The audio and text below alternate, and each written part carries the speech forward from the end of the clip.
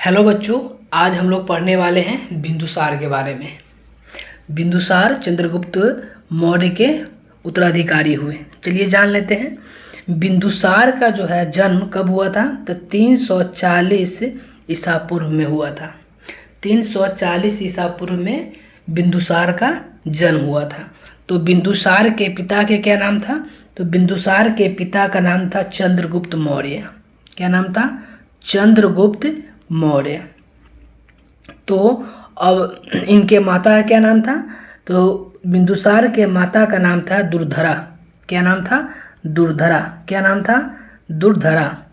और ये जो है लगभग बिंदुसार जो है लगभग 29 वर्षों तक क्या किए थे? शासन किए हुए थे। और चंद्रगुप्त मौर्य कितने वर्ष तक शासन किए थे? वह किए थे 24 वर्षों तक किए हुए थे। और ग्रंथों के अनुसार जो है बिंदुसार की 16 पत्नियां थी। कितनी पत्नियां थी? 16 पत्नियां थी, जिसमें से जो है सबसे जो है उनकी प्यारी जो पत्नी थी, यानी जो सबसे नज़दीक जो करीबी पत्नी थी, वह थी शुभद्रांगी। क्या नाम था? शुभद्रांगी। ठीक है। इनका धर्म क्या था?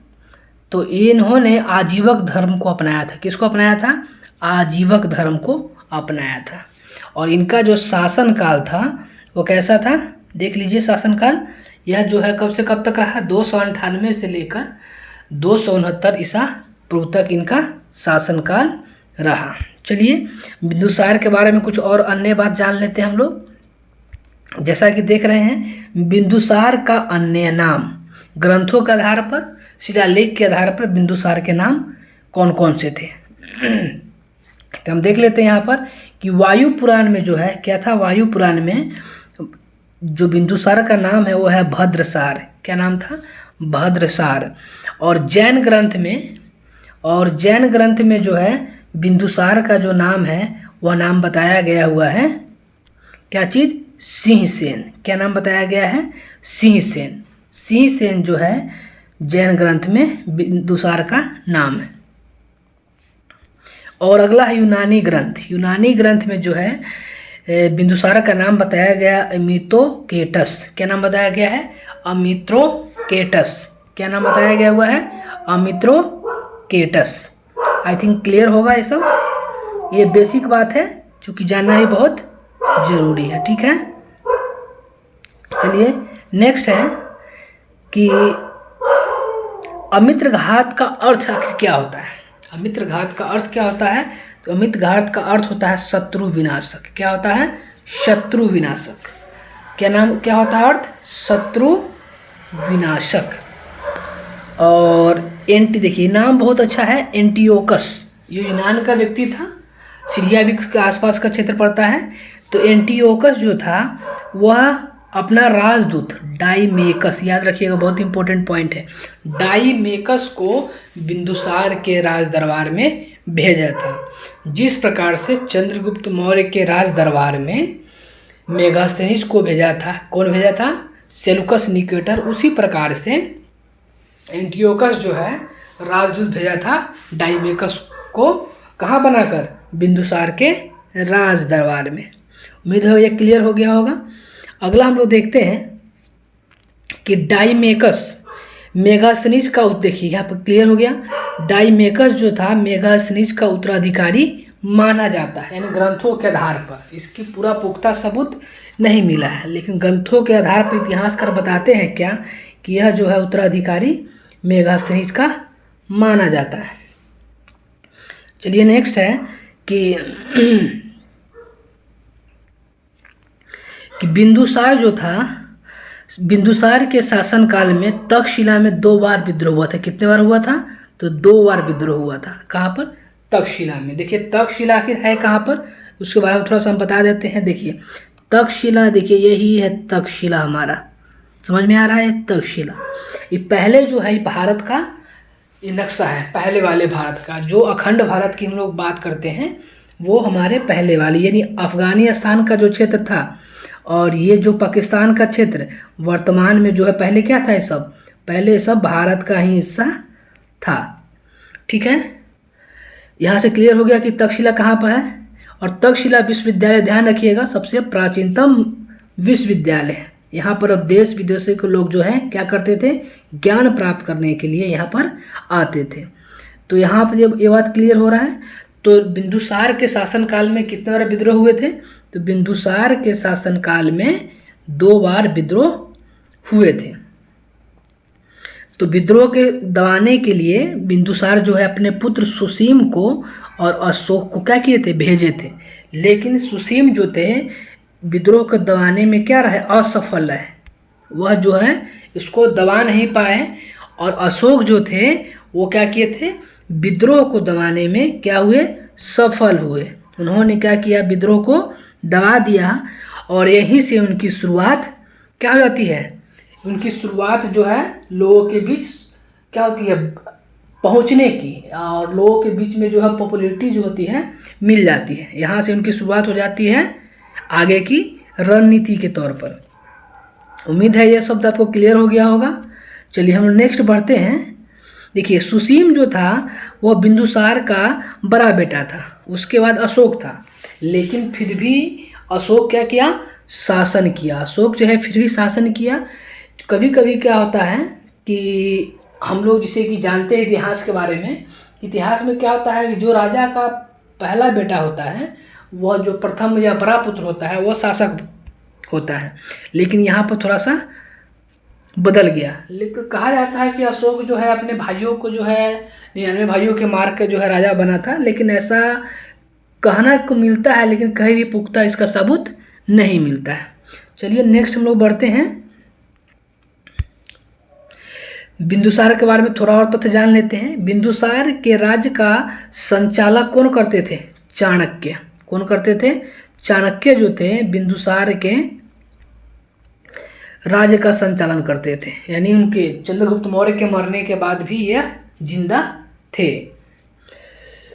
नेक्स्ट है कि एथिनियस, ध्यान रखिएगा, बहुत अच्छा नाम है। एथिनियस जो क्या थे, एक दार्शनिक है। एथिनियस ने लिखा है कि सीरिया यानी यूनान के शासक जो है, इनका नाम था एंटियोकस प्रथम। क्या नाम था, एंटियोकस प्रथम, इसको बोलते हैं प्रथम। से बिंदुसार ने मदिरा, सूखे मेवे, इसको अंजीर कहा जाता है, और अपने दरबार में एक दार्शनिक भेजने का निवेदन किया था। यानी बिंदुसार जो है सीरिया के जो शासक था एंटियोकस प्रथम, उससे कहा था क्या कि आप मेरे, मदिरा का मतलब हम लोग जान ही रहे हैं, मदिरा मतलब हो अभी वर्तमान में उसको हम लोग कह सकते हैं कोई नशीली पदार्थ, शराब वगैरह कह सकते हैं, वो मंगवाए थे। ठीक है। तारानाथ बौद्ध विद्वान के अनुसार 16 राज्यों को विजेता कहा जाता है। देखिए तारानाथ जो था बौद्ध विद्वान थे, उनके अनुसार जो है बिंदुसार को क्या कहा जाता है, 16 राज्यों का विजेता कहा जाता है। चलिए इनके बारे में सिर्फ बेसिक बात हम लोग जान रहे हैं, अति संक्षिप्त। क्या जान रहे हैं, अति संक्षिप्त बात जानते हैं। ठीक है इनके बारे में। चलिए और आपको एक बात और जाननी होगी, बहुत इंपॉर्टेंट बात है। चलिए पिक्चर के माध्यम से आपको हम समझाते हैं। जैसा कि ऊपर का हेडिंग आप लोग देख रहे होइएगा, क्या लिखा हुआ है, बिंदुसार के जन्म से संबंधित कहानी।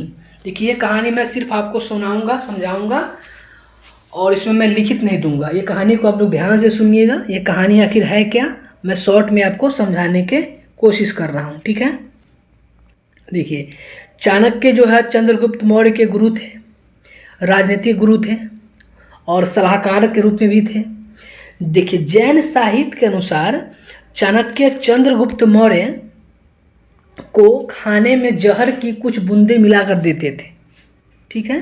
क्या था, कहानी क्या था कि चंद्रगुप्त मौर्य को चाणक्य जो थे क्या करते थे, खाने में जहर की कुछ बूंदें मिलाकर देते थे, क्योंकि उस समय विष कन्याओं की वजह से राजाओं के साम्राज्य को हथियाने का परंपरा था। यानी कि उस समय विष कन्याओं का प्रयोग करके जो एंटी पार्टी होते थे वो क्या करते थे, उन राज्य को छीन लेते थे। राजा को जो है लालच में कन्याओं के मोह माया में फंसाकर उससे अपना साम्राज्य छीन लेते थे।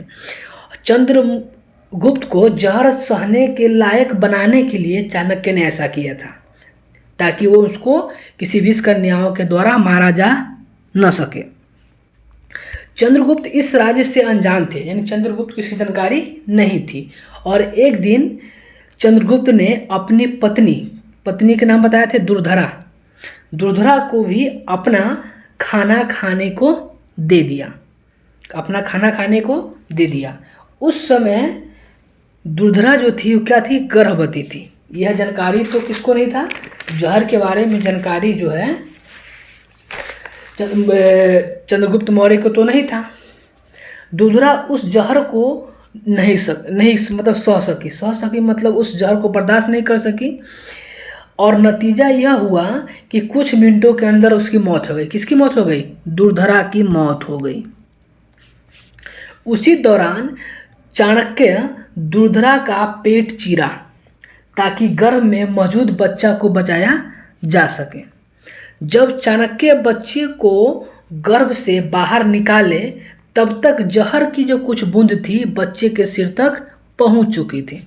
ठीक है, इसी वजह से बच्चे के सिर पर एक अस्थाई बिंदु जैसा आकृति बन गई थी। इसी वजह से उस नवजात शिशु का जो नाम है बिंदुसार रखा गया। यानी कि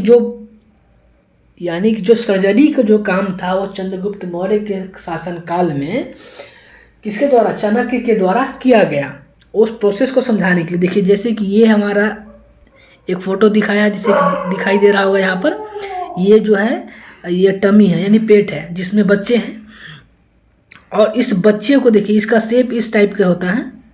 और जहर खाने के बाद क्या था, इसके आगे जो है नहीं पहुंच सके, मतलब इसके शरीर में न लग सके, इसलिए चंद्रगुप्त मौर्य ने क्या किया था, अपने गुरु के माध्यम से इसका ऑपरेशन करवाया था। यानी यहाँ पर जो ये वाला जो भाग दिखाई दे रहा है आपको, ये वाला भाग, यहाँ पर एक जहर के कुछ पार्ट्स आ गया था और यहाँ पर एक बिंदु बन गया था।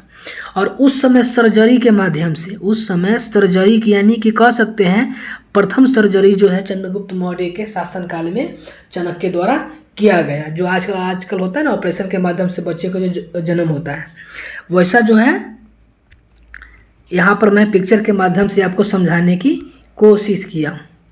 इसी प्रकार से सर्जरी करके इस बच्चे को निकाल लिया गया। इस बच्चे के जो है सिर पे, इस बच्चे के सिर पर जो क्या था, एक बिंदु था।